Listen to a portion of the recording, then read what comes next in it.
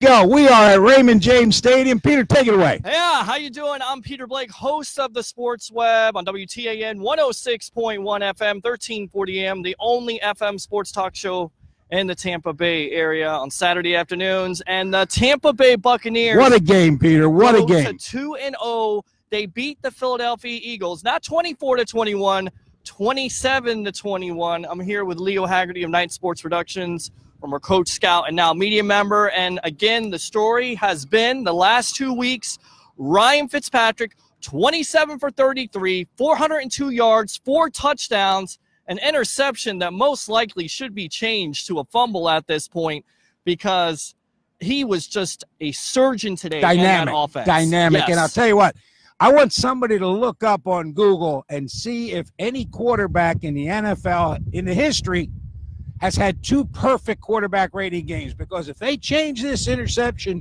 to a fumble, which I think it's going to be, he's going to have 2 153.6 games, which is unheard of. And again, we said before the game started, you know, you never play the same way. You either get better or worse. And I said, is there a chance of him playing better? Not.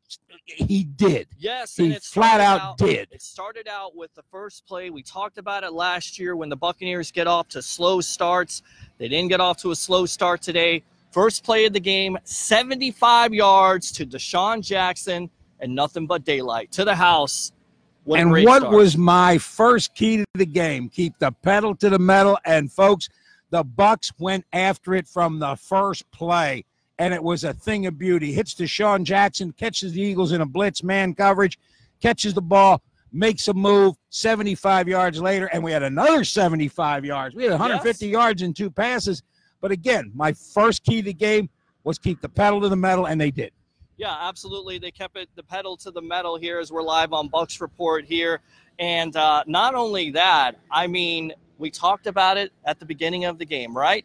And in the pregame, I said the Buccaneers had to get 3 sacks. They could get 3 sacks. They got 3 sacks in this game. They put constant pressure on Nick Foles. That was the key. That was the difference. A lot of people were like last week, what is this defense? What are they? Well, they showed you today. They're a lot better. They're a lot improved. Gerald McCoy, JPP, Quan Alexander, causing turnovers, causing havoc. And to me, that was one of the big keys of the game. This defense has improved from last year. Relax, like Aaron Rodgers would say. And you know what, Peter? You hit another nail on the head when you said you got to keep him clean.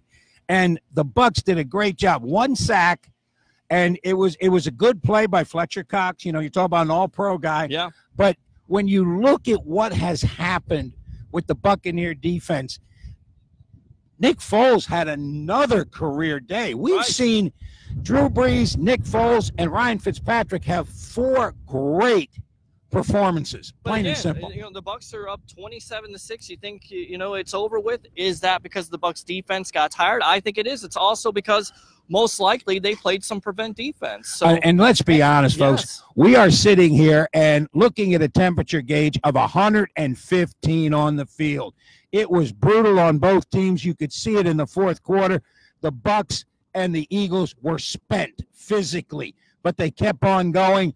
And let's give credit to Dirk Cutter. Absolutely. Clock management. Yes. Great job. Yes. 2:43 left. They managed the clock, punt the ball down to the 10-yard line. 18 seconds to go. Game over. Game over. Good job. And not a great job. You mentioned this when we were in the press box. What was Peterson thinking on the – what was Doug Peterson thinking on going for it on 4th down? The Buccaneer defense all day early long, in the 3rd quarter. Early in the 3rd quarter, you got to punt the ball because, look, if you get that touchdown, instead of being 27-14, it may be 20-14. 20-14. Yeah, and I'll tell you what, it's all about risk-reward. And I can tell you what Coach Peterson was thinking. He lost a Jai early in the 1st quarter. He came back but was nothing. He was a shadow of himself.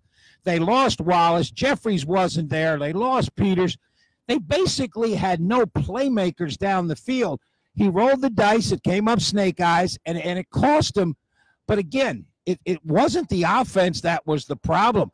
The problem was that the Bucs offense moved the ball on what was supposedly a really good Eagle defense. Yeah, and let's go out to Bucs Report texting line. Bill says, can we give Mike Smith some credit? Absolutely. Oh, no doubt. No doubt. Give Smith some credit because, look, guys, you're without Brent Grimes, Vernon Hargraves, JPP is banged up, Noah Spence is inactive, Vita Vea is hurt, and still they lose Curry during the game. Yes, they lose Curry during the game, and still you manage to hold the Eagles, which by all accounts, they're not the New Orleans Saints, but it's time to give this defense credit. They made stops today. They got after Foles. They hit him where it hurt, and then on top of it, they just made the Eagles defense one-dimensional at some points because, yes, Foles had 358 yards of passing, but what did they have? It was all nickel and dime. Right. It was dink and dunk. Exactly. No big-time plays. So right now what you're watching is the post-game show, the Sports Web style, live here from Raymond James Stadium. I'm your host, Peter Blake,